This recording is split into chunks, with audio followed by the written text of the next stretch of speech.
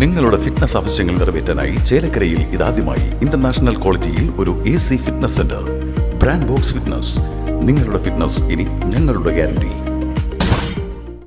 Chelakkara government Ayurveda ആശുപത്രിയിൽ നിർമ്മാണം പൂർത്തീകരിച്ച പുതിയ IP ബ്ലോക്ക് നാടിന് സമർപ്പിച്ചു. മന്ത്രി കെ രാധാകൃഷ്ണന്റെ ആസ്തി വികസന ഫണ്ട് ഉപയോഗിച്ചാണ് IP ബ്ലോക്ക് കെട്ടിടം നിർമ്മിച്ചത്. മന്ത്രി കെ രാധാകൃഷ്ണന്റെ ആസ്തി വികസന ഫണ്ടിൽ നിന്നും 1.5 കോടി രൂപ ചെലവഴിച്ച് നിർമ്മിച്ച പുതിയ IP ബ്ലോക്കിൽ 2 നിലകളിലായി 9 കിടക്കകളുള്ള വാർഡുകളും പൊതു ശുചിമുറികൾ, ശുചിമുറിയോട് കൂടിയുള്ള നഴ്സിംഗ് സ്റ്റേഷൻ, ചികിത്സാ മുറി, ലിഫ്റ്റ് ഉൾപ്പെടുത്തുന്നതിനുള്ള സൗകര്യങ്ങൾ, ഗ്രൗണ്ട് ഫ്ലോറിലും ഫസ്റ്റ് ഫ്ലോറിലും നിലവിലെ കെട്ടിടത്തിൽ നിന്നും നേരിട്ട് പ്രവേശിക്കുന്നതിനുള്ള സൗകര്യം തുടങ്ങിയവ സജ്ജീകരിച്ചിട്ടുണ്ട്. കെട്ടിടം പൂർണ്ണമായും വൈദ്യുതീകരിക്കുകയും ചെയ്തിട്ടുണ്ട്. ഗവൺമെന്റ് ആയുർവേദ ആശുപത്രിയിലെ IP ബ്ലോക്കിന്റെ ഉദ്ഘാടനം മന്ത്രി കെ രാധാകൃഷ്ണൻ നിർവഹിച്ചു.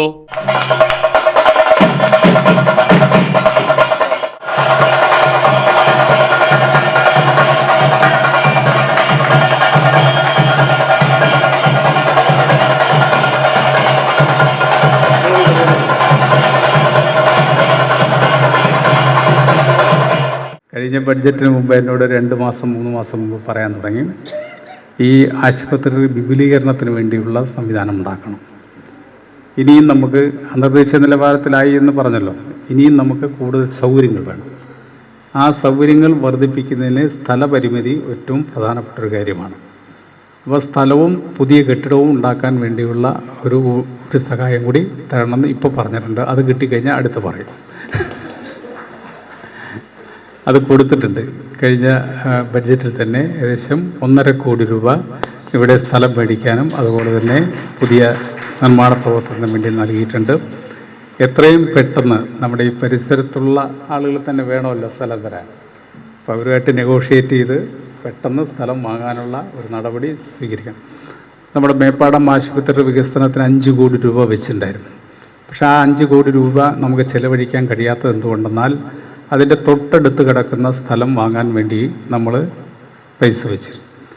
അവരുമായിട്ട് ചർച്ച ചെയ്തു, പല ഘട്ടങ്ങളിൽ ചർച്ച ചെയ്ത് 29 സെൻറ്റ് സ്ഥലവും കൂടി ശത്രു അവിടെ നിന്ന് കിട്ടിക്കഴിഞ്ഞാൽ നമ്മുടെ ആശുപത്രി 5 കോടി കൊണ്ട് നല്ല കെട്ടിടം ഉണ്ടാക്കാൻ പറ്റും.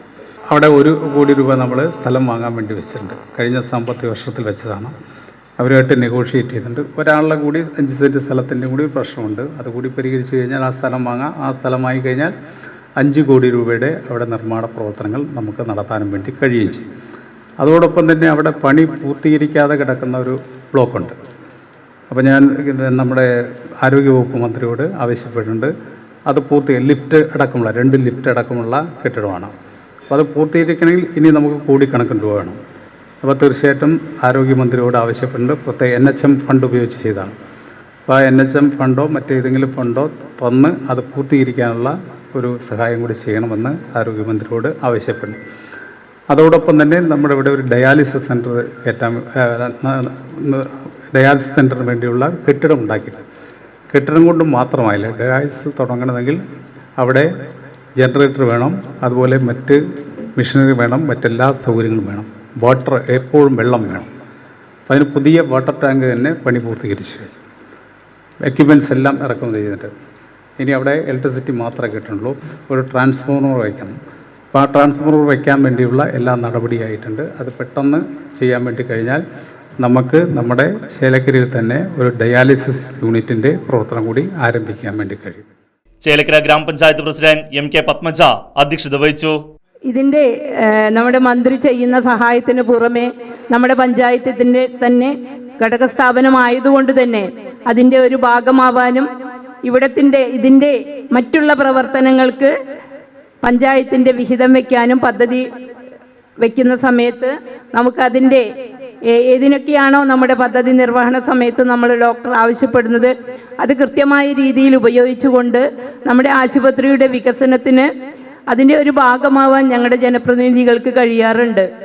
അതുപോലെ തന്നെ നമുക്കറിയാം, ഇതിൻ്റെ സ്ഥലത്തിൻ്റെ സൗകര്യക്കുറവ് കൊണ്ട് തന്നെ നമ്മളത് കഴിഞ്ഞ HMC കൂടുന്ന സമയത്ത് നമ്മളത് രാധേട്ടൻ്റെ ശ്രദ്ധയിൽപ്പെടുത്തുകയും ഇപ്പോഴത്തെ ബഡ്ജറ്റിൽ ഉൾപ്പെടുത്തിക്കൊണ്ട് നമ്മുടെ സ്ഥലം വാങ്ങിക്കുന്നതിന് വേണ്ടി 1.5 കോടി രൂപ അതിന് വിഹിതം മാറ്റിവെക്കുകയും ചെയ്തിട്ടുണ്ട്. തീർച്ചയായും അത് ചേലക്കര ഗ്രാമപഞ്ചായത്തിൻ്റെയും ഇവിടെ കൂടിയ ഞങ്ങളുടെ ഓരോരുത്തരുടെയും പേരിൽ രാധേട്ടന് പ്രത്യേകം അഭിനന്ദനങ്ങൾ അർപ്പിക്കുകയാണ്. PWD ബിൽഡിംഗ് സൂപ്രിംഗ് എഞ്ചിനീയർ VK ശ്രീമാല റിപ്പോർട്ട് അവതരണം നടത്തി.